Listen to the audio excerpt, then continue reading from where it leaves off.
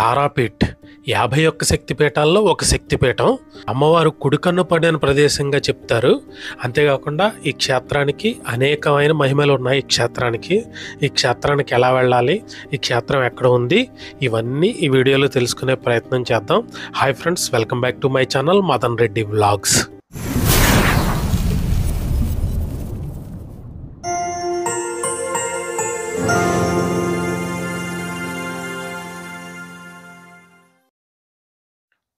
కామాఖ్యలాగానే వామాచార తాంత్రిక విద్యలకి ప్రసిద్ధి చెందిన మరో క్షేత్రం ఈ తారాపీఠ్. ఈ తారాపీఠ్ కోల్కతాకి దాదాపు 150 కిలోమీటర్ల దూరంలో ఉంటుంది. Nearest railway station Rampur Hat. ఈ Rampur Hat railway station junction అండి. ఇది చాలా రైళ్లు ఈ రాంపూర్ హట్లో ఆగుతాయి. ఇక్కడ నుంచి తారాపీఠ్ అంటే దేవాలయం దాదాపు 8.5 కిలోమీటర్ల దూరంలో ఉంటుంది. చాలా షేర్ ఆటోలు ఉంటాయండి. 40 నుంచి 50 రూపాయలు తీసుకుంటారు. కలకత్తా చుట్టుపక్కల ఈ ఆలయం కూడా చాలా ప్రసిద్ధి చెందిన ఆలయం కాబట్టి ఈ తారాపీఠ్లోనే చాలా ఎక్కువ హోటల్స్ ఉన్నాయండి. అంటే గుడి దగ్గరే చాలా ఎక్కువ హోటల్స్ ఉన్నాయి. మనకి ఏ బడ్జెట్లో కావాలితే ఆ బడ్జెట్లో హోటల్స్ ఇక్కడ లభిస్తాయండి. ఇది ఈ తారాపీఠ ఆలయం ద్వారకా నది ఒడ్డున ఉంటుంది. ఇది ఒక చిన్న నది. మెయిన్ రోడ్డు నుంచి గుడి అయితే దాదాపు 1/2 కిలోమీటర్ దూరంలో ఉంటుంది. ఇక్కడ అమ్మవారికి చాలా రకాల మాలలు సమర్పిస్తూ ఉన్నారు. అందులో ముఖ్యమైనవి ఎర్ర మందారాలతో కట్టిన మాలలు, తెల్ల తామర పూలు, ఎర్ర తామర పూలు, ఈ రెండాటితో కట్టిన మాలలు ఇక్కడ బాగా విరివిగా అమ్మవారికి సమర్పిస్తూ ఉన్నారు. అత్యంత రౌద్రమైన శక్తివంతమైన దేవతల్లో తారాదేవి ఒకరు. ఈ దేవత ఇక్కడ సాక్షాత్తు స్వయంభూగా ఉద్భవించిందని చెప్తారు. దశమహావిద్యలలో 2వ దేవత అయిన తారామాతను ఇక్కడ పూజిస్తారు. భక్తులను తరింపజేసే దేవత కాబట్టి ఈమెను తారామాతగా కొలుస్తారు. కొన్ని దశాబ్దాలుగా ఈ ఆలయం ఎంతో మంది యాత్రికులను ఆకర్షిస్తూ ఉంది. దేవత వరాన్ని కోరుకునేవారు, క్షుద్రశక్తులను పొందాలనుకునే తంత్రాభ్యాసకులు కూడా ఇక్కడ బాగా కనిపిస్తారు. ఒకానొక కాలంలో వశిష్ఠ మహాముని కొన్ని ప్రయోజనాలను ఆశించి ఈ తారాదేవతను ఆరాధించారు. చాలా కాలం కఠోరమైన సాధన చేసినా కూడా ఆయన ఆమె దర్శనం పొందలేకపోయారు. అయితే రాంపూర్ హట్లోని ఒక స్థలాన్ని సందర్శించి అక్కడ ఉన్న దహన సంస్కార మైదానంలో ధ్యానం చేయమని ఆయనకు ఒక దైవికమైన స్వరం సూచించింది. ఆ ప్రకారంగా వశిష్ఠ మహాముని ఆచరించి దేవత దృష్టిని ఆకర్షించాడు. ఆ ముని దేవతను శివుని దైవిక రూపాన్ని చూపించాలని కోరాడు. ఆ దృష్టిని అందించిన తర్వాత ఈ తారాదేవి అక్కడే విగ్రహ రూపంగా మారిపోయిందని చెప్పేసి చెప్తారు.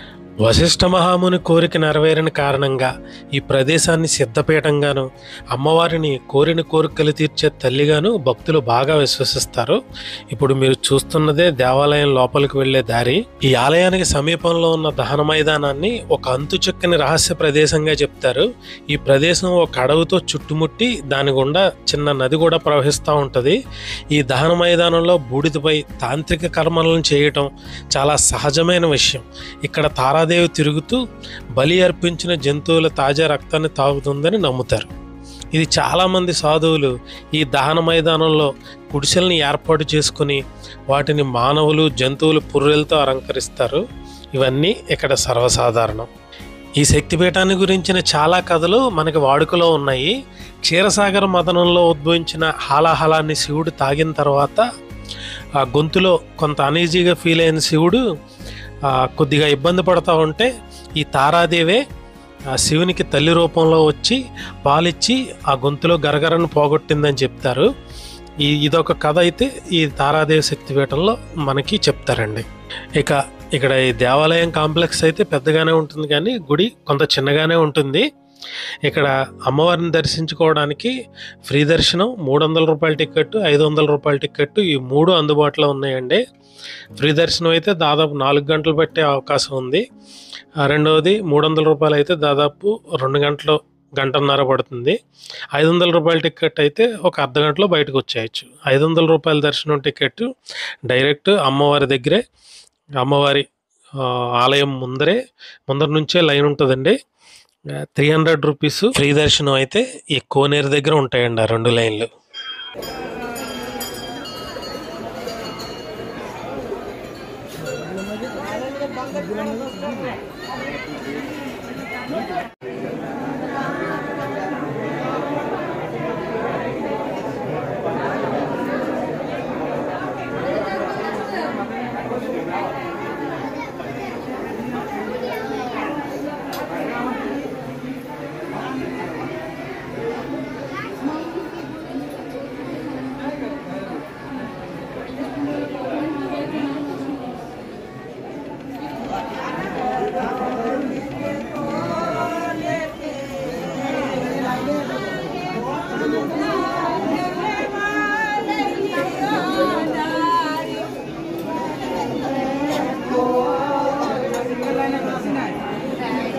కోనేట్లో ఒక వ్యక్తి జలస్తంభన విద్యతోటి అక్కడ తపస్సు చేస్తున్నాడండి. ఇటువంటివన్నీ ఇక్కడ సర్వసాధారణం.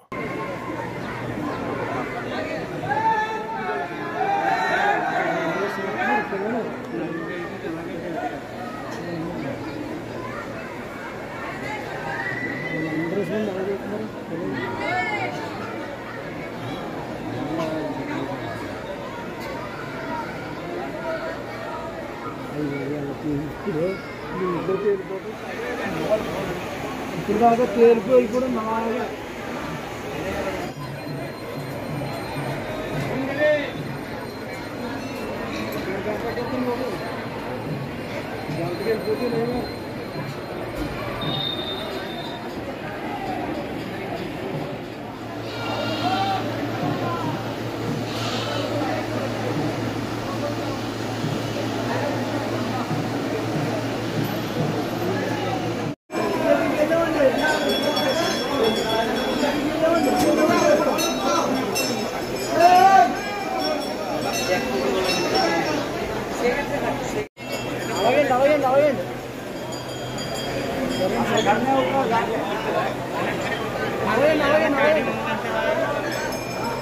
भाई साहब आगे बढ़िए। हेलो क्या गाड़ी में नीचे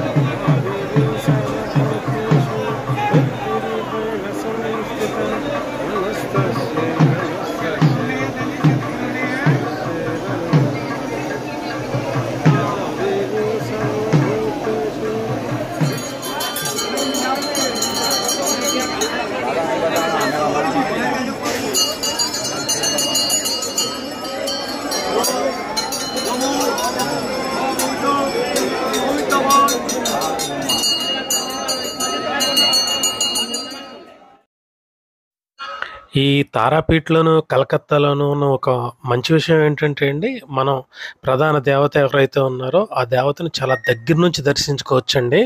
మనకి చాలా మంచిగా దర్శనం అవుద్దండి. ఇక్కడ జరుగుతున్నది కుమారి పూజ.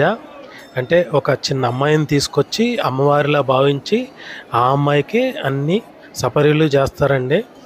చాలా నైవేద్యాలు సమర్పిస్తారు. ఇదే ఆ కుమారి పూజ అండి ఇది.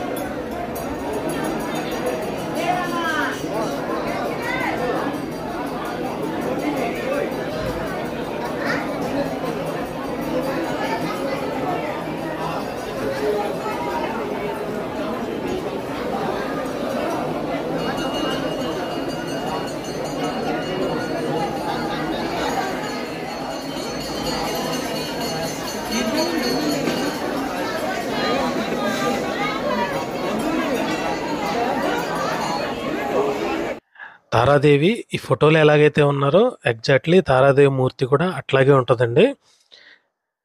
ఇక వీడియో నచ్చితే లైక్ చేయండి, షేర్ చేయండి. ఇలాంటి మరిన్ని ఇన్ఫర్మేషన్ వీడియోల కోసం నా ఛానల్ని సబ్స్క్రైబ్ చేసుకోండి. Thank you all.